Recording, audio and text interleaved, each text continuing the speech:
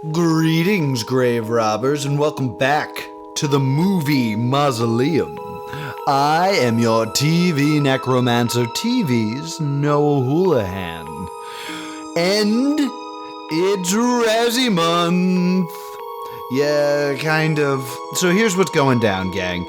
RAZZIE Month has kind of fallen in tow with episode 200, which will be on The Cape. 6 seasons in a movie? No, just 1 season of The Cape. And we were very excited about episode 200, but I fell ill and then immediately gave the sickness to Laura. So this is episode 201. And if you're disappointed, me too. I understand. But I'm really working to make episode 200 happen the way I want it to. So we're just going to travel through time, like time travelers, and jump to episode 201 and talk about some RAZZIE movies. Now, when the RAZZIE movies came out, me and Laura had a discussion about what we were willing to watch. We didn't want to have another Blonde situation, and we didn't want to have another, Undeniable Truth situation. And Laura told me that she was pretty much okay watching anything except for Exorcist Believer. And Laura's currently ill, and she's got a sore throat, so talking's not really her strong suit right now. So I sat down alone to watch The Exorcist Believer, and that's what we're doing today on the show. So sit back, pop some popcorn, and let me save you from having to watch this god-awful film.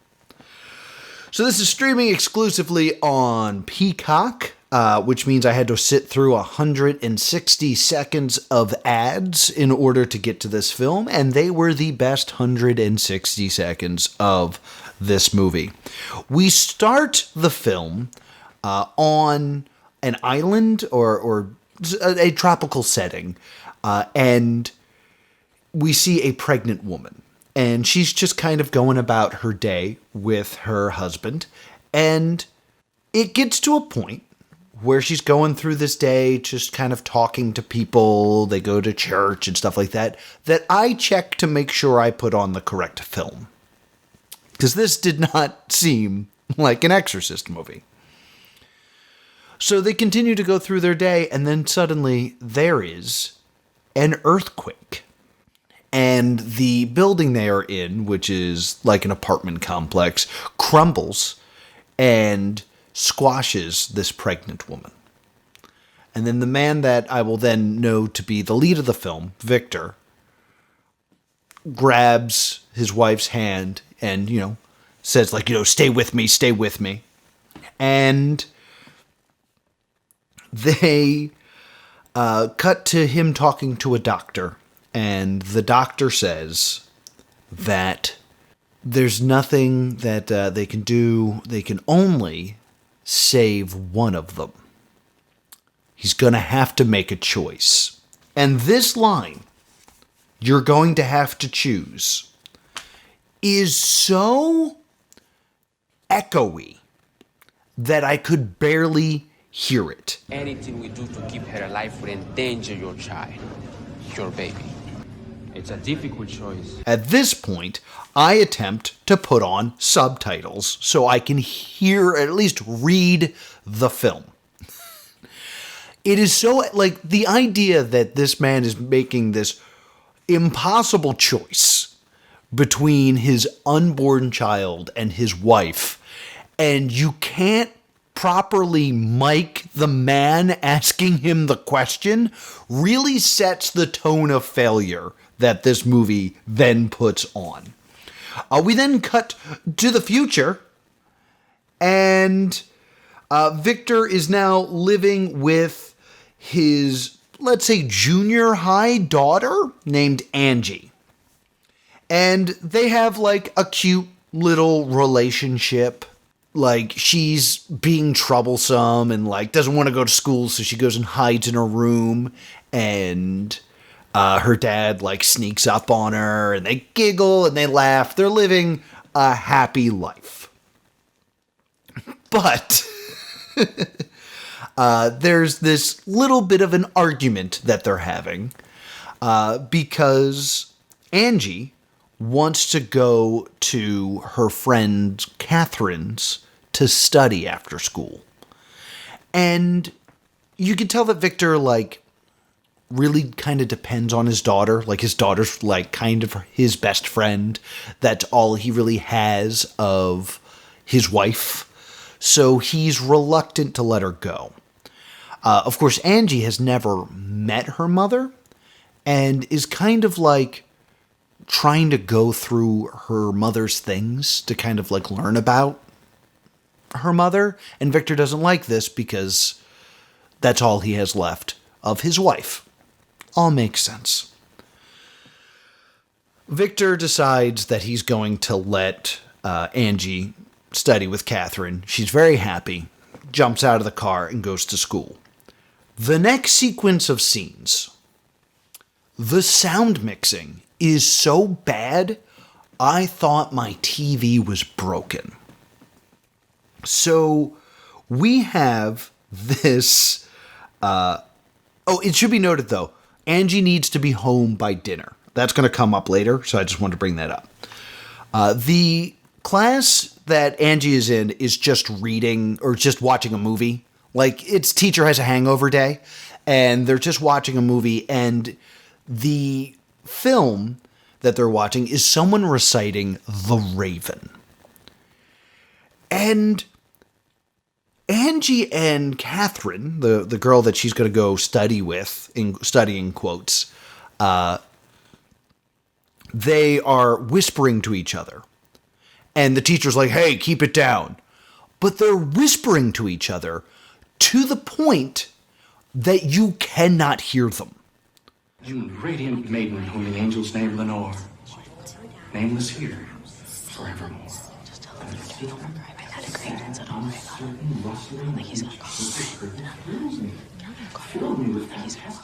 Quiet! And to the point that, like, the subtitles are more focused on the guy reading The Raven, that it's like, it's hard to keep up with what they're saying even through subtitle, because it's being interrupted by The Raven. Then I decide my sound must be broken. So I try to switch the sound settings. And I find that I'm on English, but there's English AD. And I'm like, oh, great. Maybe that's like something that'll fix the sound system. English AD is apparently for the visually impaired. So now, while they're whispering their plans, and this guy is shouting The Raven, another voice is saying, Angie speaks to another girl sitting behind her in class. I was like, this is even worse now. So I have to go back and I watch it again. And apparently they're not going to study. Surprise. They're going to go out into the woods. And the plan is, Angie is saying that she's going to Catherine's. Catherine is saying she's going to another girl's house. And they're like, well, what if they call? It's like, oh, that mom's cool. They'll say that we're there. I was like, well, that's not cool. But whatever. I rewatched this scene like 3 times to kind of just piece that together. This next scene is so crazy that I actually just pulled it up on my computer and watched it again because I thought this has to be a TV issue because I could not hear any dialogue. It is just traffic noises. I'm going to play this clip for you. I beg you to tell me what's being said here. I beg you. Listen to this. Exactly. So my dad's actually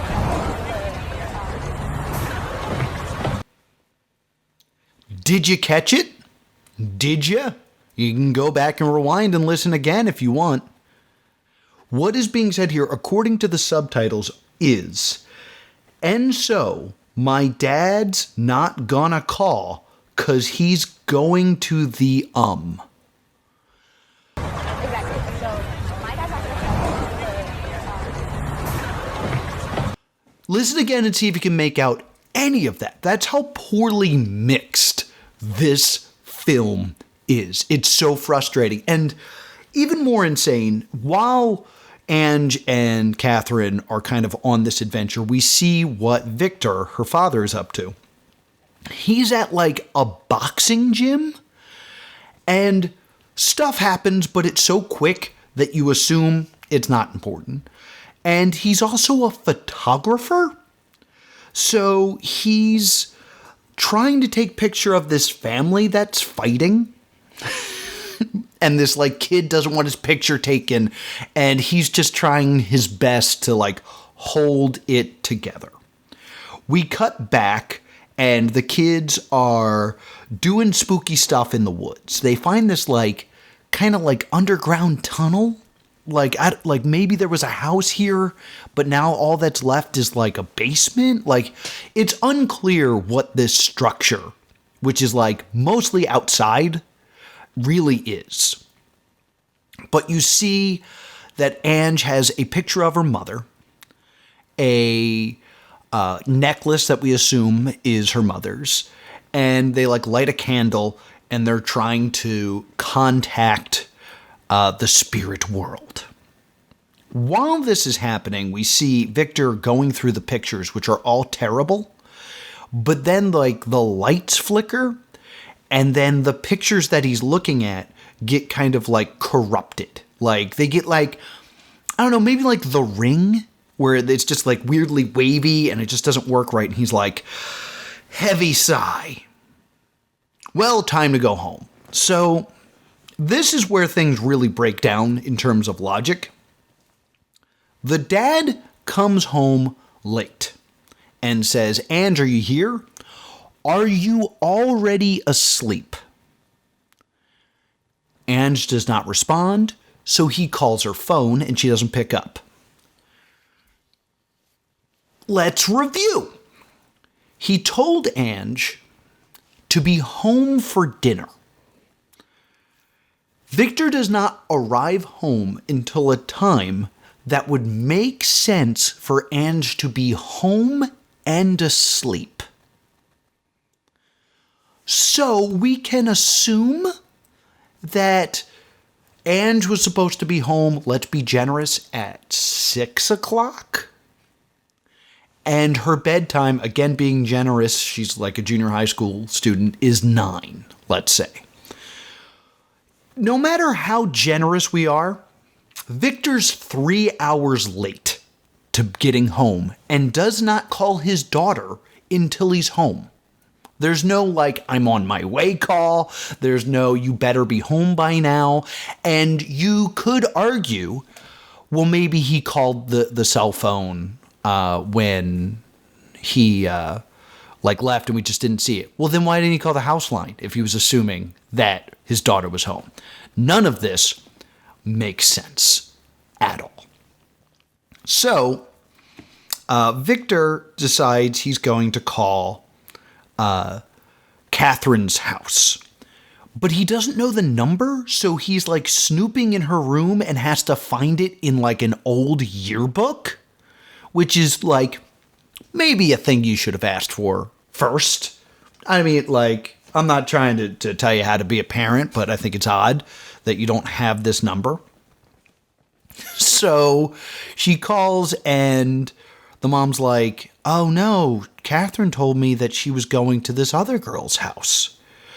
So Victor goes over to Catherine's house.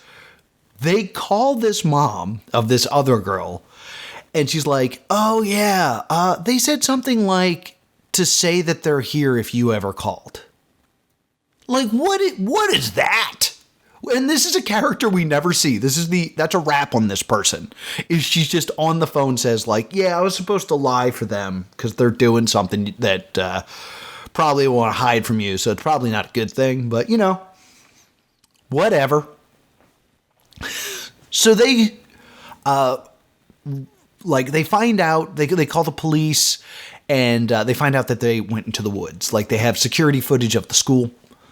So they're going to go look in the woods.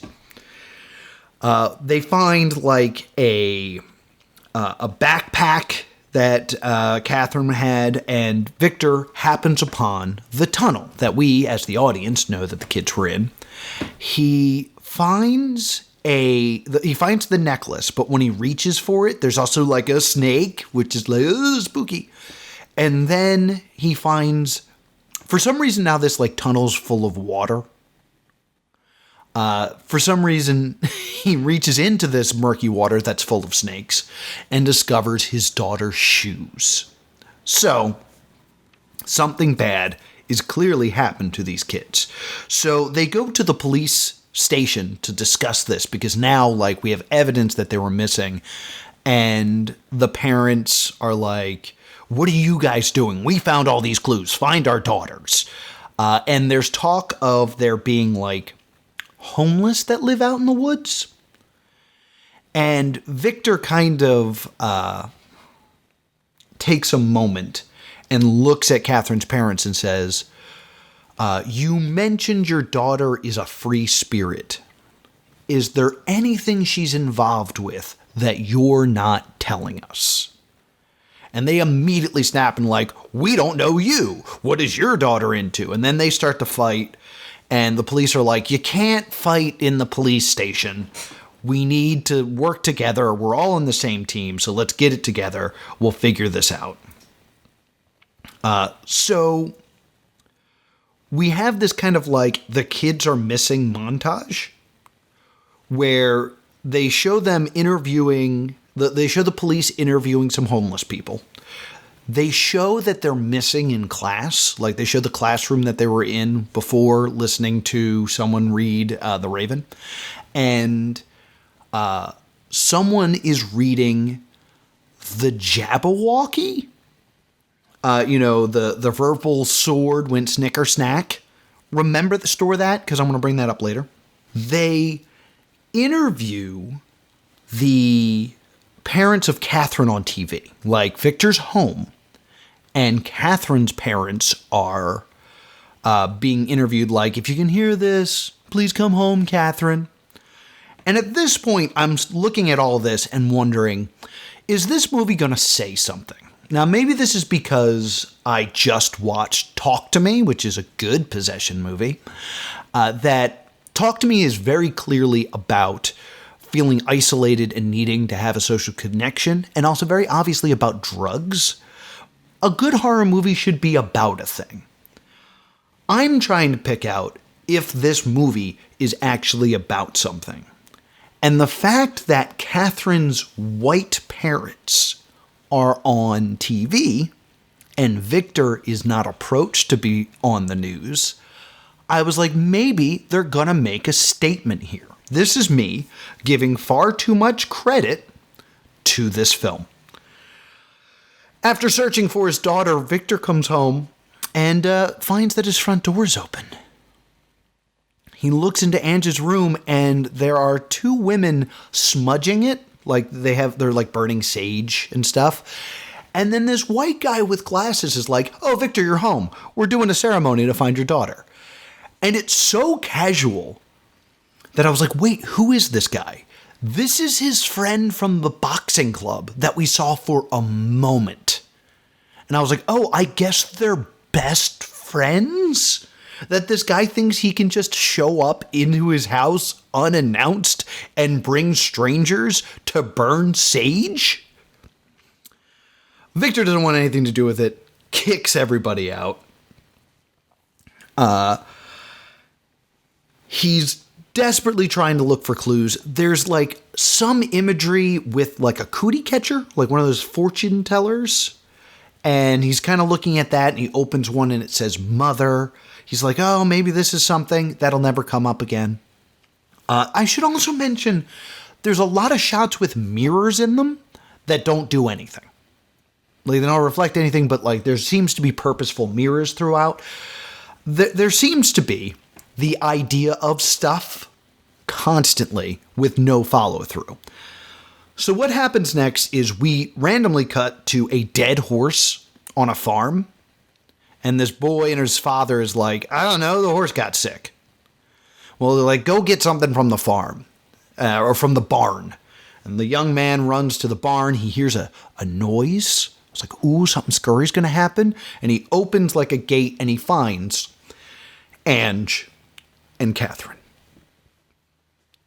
So the girls are taken to the hospital, and we see Victor, like, flying in his car to the hospital, like, running through red lights, causing accidents. Like, a spree of mayhem happens as he gets there. Again, I'm thinking, oh, maybe he'll get arrested, but the white parents will get there and be seen as like, oh, this tragic story, and Ange will get forgotten. But none of that happens. There's no consequences to Victor's actions. He just gets to the hospital. It is then revealed that the girls think they've only been missing for a few hours. They've actually been missing for 3 days. And for some reason, they have gross feet. Granted, they didn't have their shoes. They were found in the shoes were found in the puzzle, but they have really gross feet. Everyone's assuming that they went through some kind of trauma that is sparking this, like, defensive amnesia, like something so horrible happened that they don't want to talk about it. And at this point, I have high hopes for the movie, because you've opened the door to a lot of stuff. Like, right now, we are introduced to a very interesting mystery. These 2 girls have gone missing for 3 days. They think they've only been gone for a couple hours. They really don't know what happened, and their feet are messed up. They've presented a lot of different, like, options to us. There's the idea of these homeless people in the woods, perhaps doing something uncouth. There is the idea that maybe Catherine is not to be trusted, because Victor brought that up, and maybe Catherine's into something. The parents of Catherine feel the same way about Victor, so maybe they're thinking Ange was up to something. There is the idea of this random sickness that has now shown up because the horse was found dead. There was the fact that they were doing a summoning ritual in the woods. All of these things are possible explanations to a very strange mystery that we're being presented with. And this would lead into kind of an interesting discovery portion of a film if it wasn't called The Exorcist. If this film was just called, like, you know, The Girls in the Woods or something, we'd have a mystery. But it's called The Exorcist, so we know they're possessed. So there's no reason to really set up all these, like, loose threads and possibilities. You gave it away in the title. So they then go through, and I hate this. They go through a gynecology montage where they're trying to, like, figure out if they went through any trauma, which is unnecessary. Like, I understand that they're trying to be realistic to what would happen in this situation. But 1, I don't want to see that.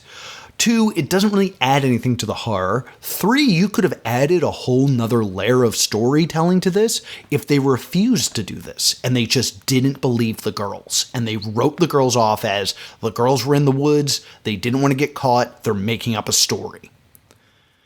And they could have really pushed it if they only believed Catherine and they didn't believe Ange. Like, they set up all these pieces, and instead it's just so run-of-the-mill that it's not needed, and it's dumb and horrible. I completely forgot to mention that Victor has a next-door neighbor who's, like, a bit nosy, a bit of a Karen, but she's also a nurse at the hospital. So her introduction into the story was, like, being upset that Victor didn't take his trash cans off the curb. And to me, I'm thinking, oh, and now she's the nurse taking care of Ange. She's got an issue with the way that Victor runs his life and his household. He should probably have, like, a bit of a story beat where she is untrustworthy towards Victor, and thus we could create some sort of storyline here where, oh, Victor's the bad guy not to be trusted, and Victor has to prove himself. And again, we could do something with this story because, you know, we have people of different classes dealing with the same situation and how they're being treated. None of that happens, despite the fact that her introduction is terrible and makes her to be a bad person. She's just a good nurse, and she really wants to take care of these girls who are... there's nothing really wrong with them other than that they like to put their hand on glass windows and like stare, and they just want to go home. So they go home. We also get some Exorcist style subliminal scares where just like for a frame we see like an injured body. This is something that The Exorcist did and was like really innovative at the time. For example, there's like a scary face that pops up. You've probably seen it if you ever played like the Scary Maze game. But when it would come up, the sound that they would play was like a mix of like a lion's roar. And one of the reasons it was so terrifying is that on an instinctual level, we as humans are afraid of being eaten by lions. So that type of roar is like kind of embedded in our DNA as scary danger thing. They don't do any of that for this. It's just like some run-of-the-mill noise. I was never really startled, and I don't like being jump scared or anything like that. I don't think it has any place in today's horror, and I think it's cheap. But like they never successfully do it. It's not very good.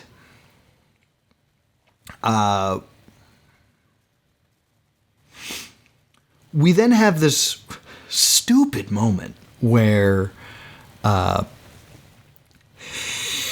Ange is sent to bed. Victor's like brushing his teeth and the lights start to flicker. And then he looks over and it's just Ange doing it because she's bored, I guess. Ange leaves and then it happens again. The lights flicker and then the lights go out and they come back on and Ange is just there. Like, oh, the lights are flickering. It's like, it's such a... like, it's not a cat scare. It's somewhere between a real scare and a cat scare. Like, if you don't know, a cat scare is when, usually like a cat, so you think something scary is about to happen, and it's something innocuous, like a cat. A real scare is when, you know, the boogeyman jumps out and goes boogada boogada boogada boogada. But in this, we're already trained to not trust Ange. So when you have a real scare, something sudden has happened, and now we fear for the characters. When a cat scare happens, we kind of laugh it off like, oh, they got us. Like, it's kind of like a fun thing. You kind of relate to the characters because they were scared, and they shouldn't have been. It's like a fun release of energy. It's classic horror movie. This, the thing scaring you makes you go, what is that bad? Like, you don't want to be startled followed by confused. And not in a way that, like, makes you interested. Like, ooh, what was that? Let's solve this mystery. It was just like, why did that happen? What is the point of any of this? What are the point of any of this could be the subtitle to this film. There's also my favorite bit of dialogue here where Angie says, what did you say? I heard you say something. And I was like, that's really the tone of this movie, is wondering what was being said. Because, again, the sound mix, terrible. Victor, the next day, tries to make like a super breakfast because his daughter's home. He makes like pancakes and bacon and with a side of Rocky Road ice cream, which might be symbolism for the Rocky Road that's ahead. But like, again, I'm just desperately trying to make this movie something more than just a run-of-the-mill, hey, we have the Exorcist franchise, let's use it. He wakes up his daughter to find that she had possibly wet the bed. So, like, he tries to run a shower or a bath for her. He steps out, like, gets the linens, comes back, she's missing. The water in the tub's, like, weirdly brown. And then she just kind of jumps out and attacks him for no reason with a scarf, which I think, now that I reflect on it, is her mother's scarf, because that's going to be important later, but it was dumb. She jumps out, she wraps the scarf around his eyes and like bangs his head into a bedpost.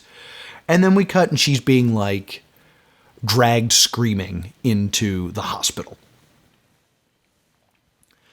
We then get Catherine at church. And Catherine is being real weird and doing stuff with her feet. And during communion, her parents get up. And I should also mention, they're making a big deal that Catherine's there. They're calling it a miracle. Like, the preacher points her out. And the preacher's like, the preacher doesn't look like a priest. Like, he's wearing a suit. He looks very like televangelist. They all clap at Catherine's back. The parents go and get communion, which is full, like, shots of wine communion. They then have this moment, and sorry for the content here, but since Catherine is younger, she's not taking communion. She's sitting with the other kids, and she's kind of like, she has her hand between her legs. It's not really explicit what she's doing, but like, you can make a guess. She then leaves, and her parents are like, "Where's Catherine?" And the other kids are like, "Oh, she left." Like, what do you mean she left? It was like she had an appointment. She had other things to do. I know. She apparently gets into the sacramental wine and just covers herself in wine. And the priest is kind of, or the preacher is kind of doing like the goodbye sermon, the sermon, where it's like, all right, we've had communion. This is like your Jerry Springer final thought. And Catherine enters and just starts screaming the body and the blood over and over again as she comes in covered in wine. I assume she also dumped wafers all over herself, but that doesn't stick to you like wine does. And she also has to get taken to the hospital. So now we have both children back at the hospital acting all crazy. And they're trying to figure out what to do. And the parents get to talking. So Catherine's parents and Victor are talking. They're like, wow, our kids, they're both going through this like weird thing. And Catherine's mom's like, we should have got her baptized. Because apparently in her religion, Catherine's religion, they don't baptize you as a baby. They wait till you understand the commitment. That makes sense. And now we have this issue where Catherine's parents are very religious, and Victor is an atheist because of what happened to his wife. He kind of lost his faith with the death of his wife. So now we have like kind of people at odds, which is like nice. Like now we kind of have like a theme going on here. Then Catherine's mom is like, our daughters were gone for 3 days and came back with burnt feet. You know who that sounds a lot like? Jesus. Jesus, when he was killed, was put in a tomb. He was gone for 3 days and went to hell to establish his dominance over the devil, which I'm a Catholic schoolboy. I was in Catholic school for 9 years, and I always knew Jesus died for our sins. What I didn't know is that he died, went to hell, and like walked up to the devil and said, "Hey, I'm Jesus. You might know my dad. I run this now." And then that's how he opened the gates to heaven. Apparently he thought that it would take 3 days. He actually overestimated. It really only takes him 2. Like, he dies late Friday and comes back Sunday. That's not 3 full days. Just saying. So the idea is their feet are burned because they were walking around hell, which is like super hot. And now they're back.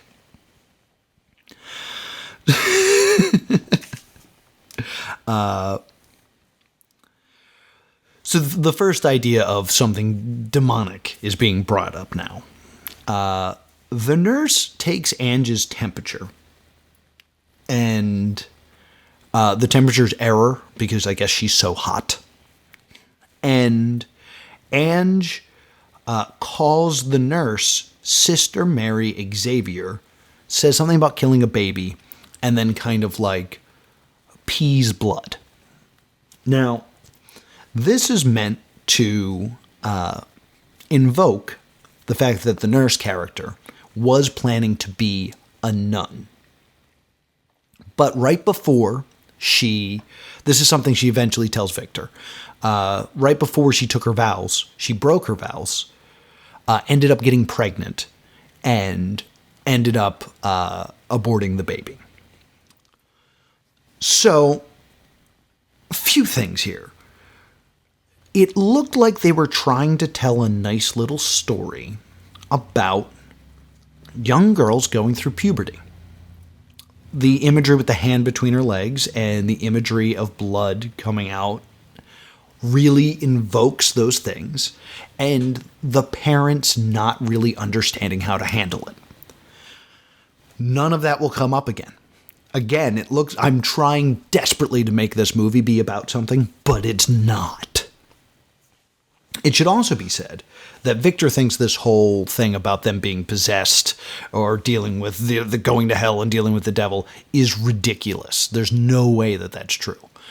But when the nurse tells him the story of her becoming a nun, she mentions that she told no one that her name was going to be Sister Mary Xavier, and yet she knew this story. So something bigger must be at play, which convinces Victor that something must be up. Which means, if the demon inside of Ange wasn't so on the nose with screwing with the nurse, Victor may have never tried to fight this battle, and they would have won. Just throwing that out there. Victor starts to believe, and reads this book about a real-life exorcism that happened, and then goes to see the author. The author is Chris McNeil, who is Regan's mother from the original Exorcist movie. So they are bringing back, it's the actress who played her, they're bringing her back. She had written a book about what had happened here. She'd lost contact with her daughter after all these events. They're not close, despite having gone through this. And ends up having this conversation with Victor, and is like, my daughter needs help. Can you please come help? Now, Ange, for some reason, is still in the hospital, but Catherine goes home. Her parents believe that they are going to deal with this, and they can handle it on their own. Chris and Victor walk into Catherine's house, and it's been destroyed. Something really cool happened off screen where there was some fight with a demon. We don't get to see any of that. Catherine's father's on the ground. He's crying. It's it's my sin that caused this. We never know what that sin is. We never know what he did. There's some weird things where he exchanges looks with his wife, and then exchanges looks with his other kids. He was maybe inappropriate, or went outside of his marriage or something, but we're not getting any details in that. We then have Chris go talk to Catherine. And when she walks into Catherine's room, Catherine's reading the Bible, which, if you're a demon, is that really what you're going to read? The Bible? You were there for a lot of it. Why do you, you should know that story. It's the book, There's all these other things to do in this room. And that's what you're choosing. It's just do we have to rewatch The Office again when there's other things that we can watch on Peacock? The Exorcist, for example. I don't understand why the demon's doing this. And the demon looks up, sees Chris, and was like, "Oh, you again. Are you going to help me like you couldn't help Regan? Like, what? Apparently, the events of the exorcism are so big that it's now like the story in the demon world. Like, it was the hot talk of hell in the 70s of like, oh my God, did you hear what Greg did? Greg possessed this woman, like, threw up in a priest's face, called his mother a whore. Oh, it was hilarious. He got kicked out. It was a whole thing. But like, while he was there, some good stuff got done. Like, Greg's a legend. If you see Greg, get him a shot. He's awesome. So they kind of have this exchange where they talk about what happened. Chris renounces Catherine's demon, and Catherine grabs a crucifix and just stabs her eyes out, stabs Chris's eyes out. And let me tell you, I hate this. I hate the idea of you have a dormant horror franchise and you bring back someone from the original just to do horrible things to them. Like, this is not Laurie Strode coming back for Halloween and like having that final face-off and getting the vengeance she deserves with Michael Myers. This is a woman who was like, yeah, I did this exorcism years ago. I wrote a book about it. I've been living a happy life. You've now shown up to drag me back into it, and now the demon's going to win this time. Like, I find it very unsatisfying. So they take Chris to the hospital. She's got no eyes. It's not good. And they meet Father Maddox. Father Maddox is a priest that they're like, hey, gonna need you to perform an exorcism. He sees the girls. He's like, whoa, this is bad. I'm gonna have to do some stuff. So he goes to the council of priests like, hey, I've seen the girls. I've prayed on it. We need like help from the bishop. And like the council of priests is like, nah, that doesn't sound like something we want to do. Two of the priests are just casually playing chess during this meeting.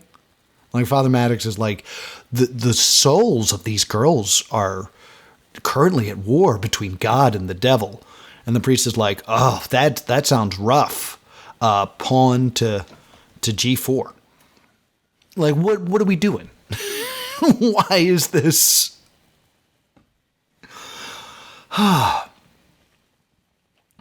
So Father Maddox is going to continue to talk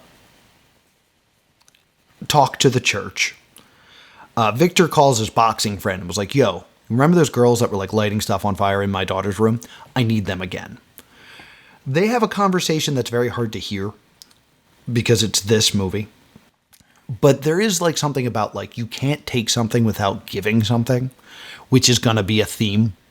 But like they mumble it, and luckily I had subtitles on and I caught it. So this is them actually establishing a theme for once. They've decided that they're going to have like this battle. So they have these two chairs in this like sacred circle that they're going to strap the girls to because there's demons. Their hearts are beating as one, like they're in sync. And we have a super team. We have the team of Victor, Catherine's parents, the nurse, who is going to be a nun, and the boxing coach, and these two other women. Father Maddox shows up and is like, hey, I'm here. I just want to let you guys know the Catholic Church has decided that they just need therapy. Everything's cool. I will not be going in there. And they're like, but we already set up. And he's like, nah, I'm not going to do that. Here's a Bible. Best of luck. But I wash my hands of the whole situation. Then we're setting up for this battle that's going to happen. They enter the house and Victor's like, everyone take your shoes off. I don't know if it's just like, we're a shoe-free house, so everyone take their shoes off. For some reason, Catherine's dad refuses. He's like, I'm keeping my shoes on. Like, I guess just to be difficult, just to show us like he's also difficult. They walk into the room. They're like, it smells terrible in here because demons smell bad. And they all put on scapulas, which brings up my trauma because I was a Catholic school child for 9 years, or 9, yeah, kindergarten, 8th grade. And I remember when I had my first Holy Communion, as a gift, someone gave me a scapula. A scapula is a necklace that when you're wearing, you cannot get possessed by a demon or the devil. And when I was in 2nd grade, being handed this necklace and being told, yeah, if you wear it, you can't be possessed, I interpret that as everyone not wearing this can be possessed at any time. Why aren't we all wearing these at all times? And then I had nightmares for years about possessions because, like, if the existence of this necklace exists and the church is saying, yeah, that's what it does. It prevents demon possession. Then demon possession is real and can happen at any time unless I'm wearing this string. I should note that, like, it was like made of plastic and twine. Like, it's not like a gold necklace. It didn't have like a crucifix on it. It just had a little like note on it that said like, whoever wears this can't be possessed.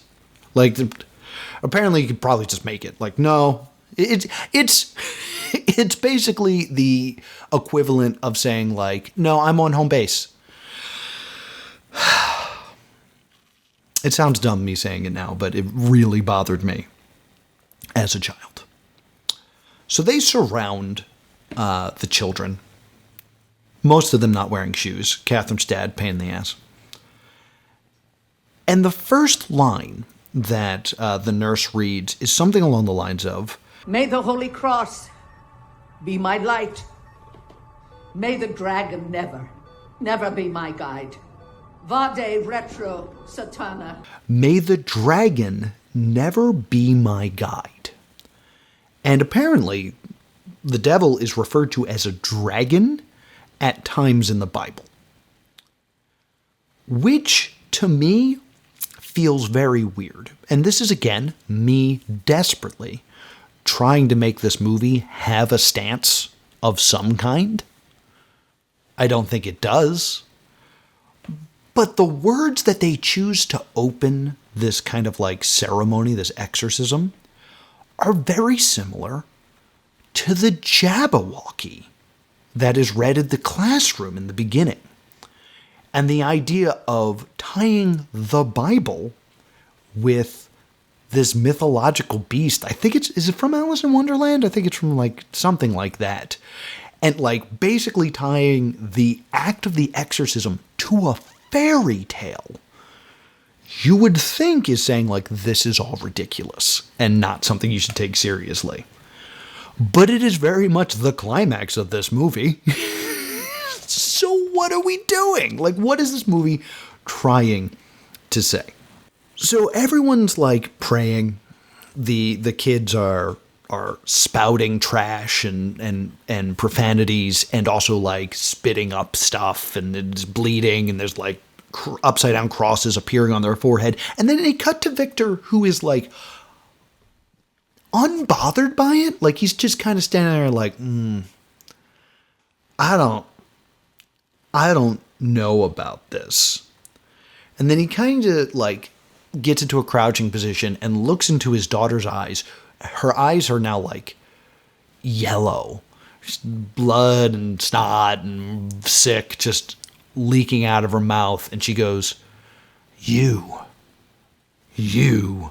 don't believe.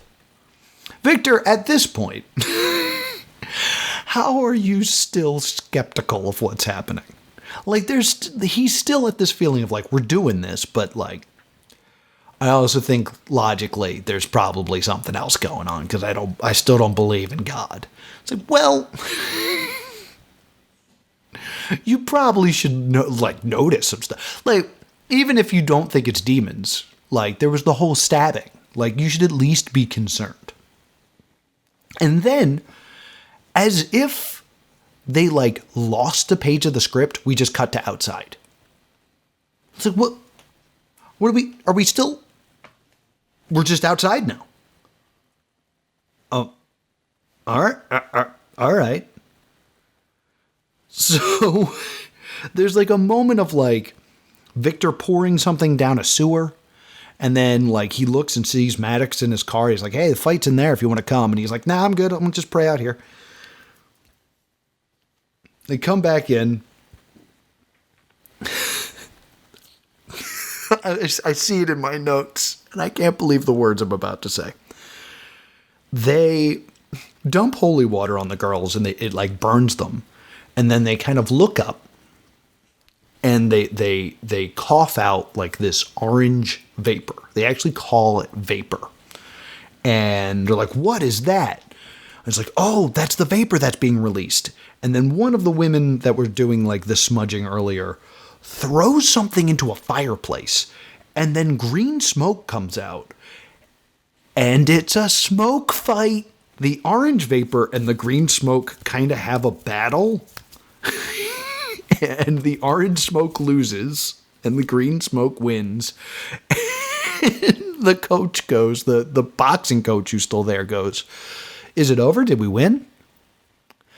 And they go, nah, but it's a start. And I was like, well, that's like, even the people in the movie are now like, are we done? That's good enough to be done, right? We could end the movie right here. We don't have to do no, there's more movie.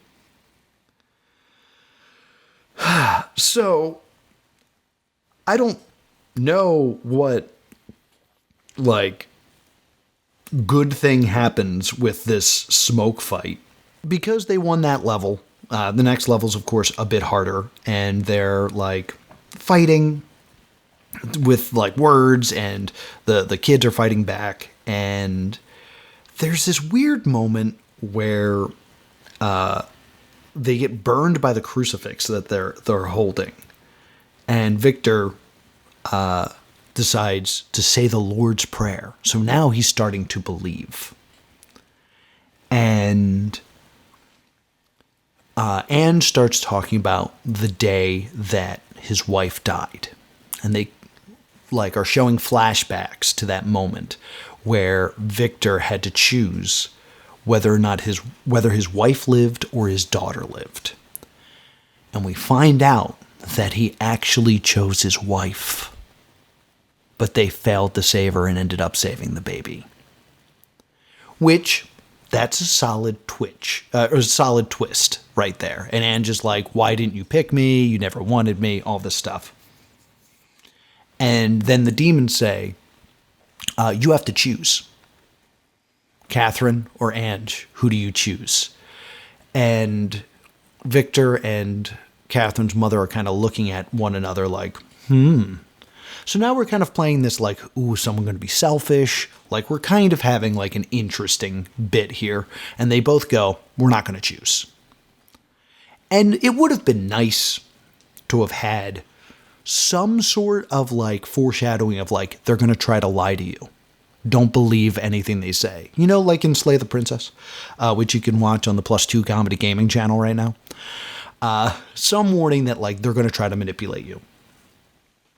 And they're both like, no, we're not choosing. We're not choosing. And then boom, Maddox bursts in. It's like, yeah, you guys were right because you didn't choose. Cool.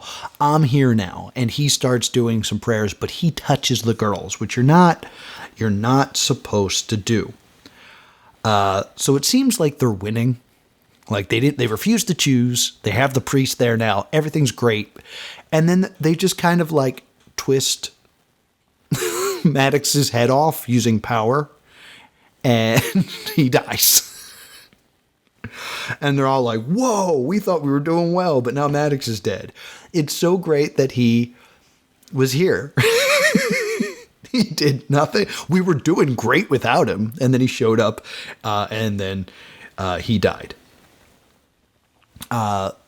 Everything's going crazy. They're like hooked up to EKG machines that are all flickering. The lights are going out.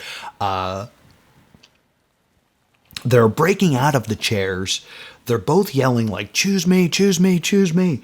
And eventually, Catherine's dad, Mr. I won't take off my shoes, yells, I choose Catherine. I choose you, Catherine! Tony, no! I choose Catherine! No, I choose you! Pikachu, I choose you! Everything super goes to hell. There, we see like a naked demon for a moment. Angie flies into the air, hits the ground, throws up a black hole. All this stuff happens. And then we see Catherine like reappear in the tunnel where all this started. And she's no longer possessed. She's like, Mom? Dad? Like, what happened? And then all these hands jump out and drag her to hell. And then Ange wakes up and Angie's fine. When they were saying you have to choose, they were choosing which daughter goes to hell forever. And they chose Catherine. So Catherine's now gone and Angie's now back. Angie has now survived twice by not being picked. What's the message here? Like, what are we supposed to get out of that? Like, it's good to be unpopular? And the cops roll up. They're like, there's a dead priest in here, and there's a little girl who's dead. There's also someone threw up a black hole on the ceiling. I don't know how we're going to clean that. We need an astrophysics cleanup crew, I guess. And then we get, like, happy music, and, like, the sun's out, and we get this moment where the police captain is talking to the nurse, and the nurse is like, what do you think evil is? I think evil is giving up. The devil wants to see us give up. But that's not what we do. We persevere, and it might take time to have clarity, but we will always keep going. And during this, we have like a montage of like Ange and Victor kind of like being happy together because Ange is back and alive. We have like the coach, the boxing coach, like, oh, I'm a good friend. I was in this movie for some reason. And then we have a scene of like Catherine's dad sitting in a diner with a cup of coffee, and Angie's mom comes and like sits across from him. Like, I understand that it's like everyone's got a different cross to bear, but eventually we will find peace in it. Catherine's parents have to come to peace with the fact that they were willing to sacrifice Victor's daughter forever and accidentally condemned their daughter to a eternity of suffering. That's going to need more than a cup of coffee at a diner with the sun out to like get over. Like that's something you're going to think about like a lot in the shower, you know? So I don't know why this upbeat music is playing. And then we see Chris with like these eye patches over her eyes sitting in a chair, like taking a deep breath and kind of like releasing all the tension. And then the door opens and she goes, "Who's that? Is it you, Victor?" And you hear, "No, it's me, Mom." And it's Linda Blair reprising her role as Regan. She's like, "I'm finally here." And they kind of embrace, which would have been real cool if it wasn't for the fact that if you Google this movie at all, the first thing that pops up is Linda Blair. So I knew immediately that Linda Blair was going to be in this movie. And I thought she might play a bigger role because it was like the first credit I saw was, "Oh my God, Linda Blair's in this." She said, "No, 6 words." Came back for 6 words. And then the movie ends. And that's it. This is a movie that is like, it's the best example of a cash grab. This is going to be a weird metaphor, but it reminds me of Space Jam 2. Like, Space Jam was a success in spite of everything. And they were like, oh, Space Jam 2 will be successful because it's Space Jam. This has none of the like heart and like what made the exorcism special, nor does those tropes really hit the way that they used to. And like, this might have something to do with the fact that I did just watch Talk to Me, which is a much more interesting, thought-provoking film. But, you know, when I watch a horror movie, like, I know some people just want to watch it for scares, and like for laughs and like, you know, oh, look at the effects and stuff like that. But if you're going to do that type of movie, you got to make everyone unlikable. Everyone in this movie is just suffering the whole time. Like, Victor is suffering from the start of this film till the end of this film. And even then, like, he's going to have some problems. And like, what is considered a happy ending to me is not happy in the slightest for most of the characters, except for maybe the boxing coach, because he helped his friend that he really cares about, and now they can go back to boxing. This is a soulless movie, and I think it could have been made slightly better if it was not called The Exorcist. And like, it also made me think of, what is that movie? Insidious. Insidious is also like a demon possession movie, and there's like an old woman who like is a specialist in demon, but she has these two other people who are like her lackeys, and they just keep making the same joke throughout the whole film, which is she's psychic and we're her sidekicks. I feel like that's what the boxing coach was supposed to be. He was supposed to be like the comic reliefs, but he doesn't talk. He's just kind of there. His only line is the movie over yet? Are we done? And it's not. It misses on so many levels. Like, visual effects, pretty good.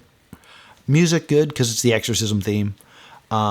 Performances are fine, but like, there's nothing in this movie to make you care. It feels like there are parts missing, and it certainly doesn't say anything. And like, if you're not going to say anything, why bother? So it's a stay doomed for me. I hope you guys listened and enjoyed this solo episode. We should be back with episode 200, which will be a look at the Cape. If not, we might be back with 202 and be doing another RAZZIE movie. We're going to try to sprinkle them back and forth because it's episode 200 month and RAZZIE month together as one. So we might like sprinkle in some more RAZZIE movies throughout. But I will say we have watched a chunk of The Cape already. We just have to get to the point where we're well enough to both be recording. So it should be coming down the line very, very soon. So thank you so much for listening. Be sure to subscribe to the Patreon, patreon.com/plus2comedy. You can also follow us at Stay Doomed on X, and you can follow me at +2comedy if you want to talk about better horror movies. Thank you so much for listening, and until next time, stay doomed.